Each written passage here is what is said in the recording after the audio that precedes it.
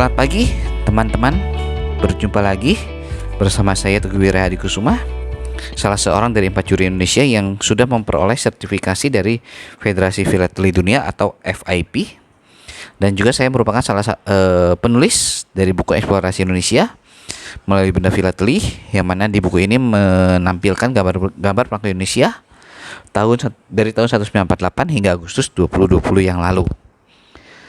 Setelah kemarin membicarakan mengenai Kalimantan Utara, sekarang kita membicarakan mengenai Sulawesi Utara. Provinsi Sulawesi dibentuk pada tanggal 19 Agustus 1945 dalam sidang kedua PPKI. Pada tahun 1948, negara Indonesia Timur menjadikan Sulawesi sebagai wilayah dari Republik Indonesia Serikat.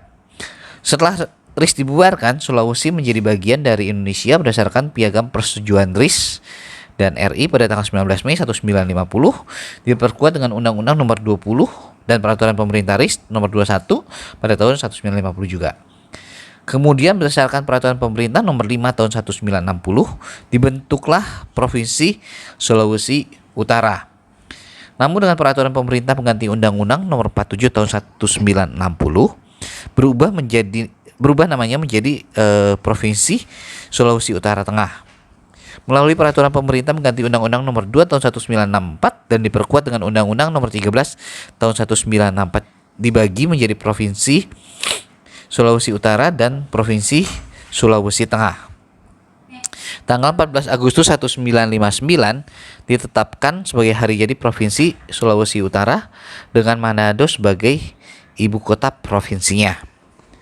Nah, jadi teman-teman yang ingin memiliki buku ini bisa menghubungi di nomor telepon yang tertera di samping atau dengan cara memencet link di kolom deskripsi, atau juga bisa menghubungi website saya teguhwirahadikusuma.com. Dan bagi teman-teman yang ingin belum subscribe, silahkan subscribe dan meninggalkan komen. Dan kita akan lanjutkan untuk bangunan khasnya, yaitu rumah pewaris dengan lambang provinsinya. Sedangkan fauna identitasnya adalah tangkasih, satwa malam dengan tubuhnya ditutupi bulu tebal berwarna coklat keabuan, kelopak mata tidak bisa digerakkan. Sedangkan untuk floranya sendiri, yaitu Langusei, tumbuh pada tanah berkapur, bercabang dengan daun kecil berbentuk bulat telur dengan ujung lancip. Untuk cerita rakyatnya adalah Danau Tondano. Nah, sekilas kalau kita melihat perangkonya, arah membacanya searah jarum jam. Pada zaman dahulu di daerah Tondano, Sulawesi Utara, berdiri gunung menjulang tinggi. Di lereng itu terdapat kawasan yang terbagi menjadi dua wilayah, utara dan selatan. Wilayah selatan dikuasai seorang Tonas atau penguasa yang memiliki putra tunggal bernama Maharimbo. Sementara itu penguasa wilayah utara juga memiliki putri tunggal bernama Marimbo. Penguasa utara ini sering diliputi kerisauan saat memikirkan tentang pewaris kekuasaannya karena anaknya seorang perempuan. Untuk mengatasi kerisauannya itu, ia membuat gagasan yang terasa aneh. Ia meminta anaknya berperilaku dan berpakaian laki-laki dan berjanji untuk tidak menikah selama ia masih hidup. Permintaan Tonas Utara dipenuhi anaknya yang diiklarkan dalam suatu upacara di hadapan Opo Umbung atau tetua. Bila sumpah itu dilanggar, maka akibatnya akan terjadi malapetaka di wilayah itu. Sementara itu di Tonas Selatan rupanya memiliki masalah yang hampir sama. Maharimbo diminta untuk bersumpah tidak menikah selama ayahnya masih hidup. Pada suatu hari, kedua pewaris kekuasaan yang tidak saling kenal itu bertemu di daerah perbatasan. Maharimbo merasakan bahwa orang yang dilihatnya itu meskipun berpakaian seorang satria, tapi memancarkan kelembutan seorang wanita.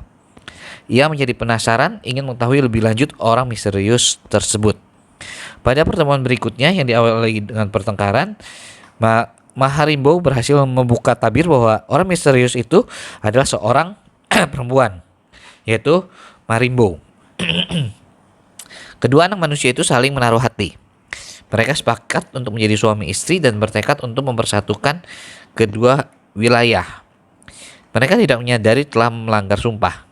Keesokan harinya, tiba-tiba terjadi gempa dan gunung meletus yang memusnahkan wilayah itu dengan timbunan bebatuan dan lahar panas. Kemudian wilayah itu berubah menjadi danau yang sekarang dikenal dengan Danau Tondano. Nah itu mengenai Sulawesi Utara. Besok kita akan melanjutkan provinsi ke-26 yaitu Sulawesi Barat. Jadi tetap di channel ini, jangan kemana-mana.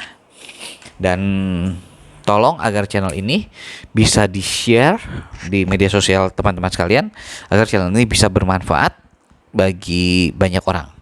Oke, selamat pagi, selamat beraktivitas.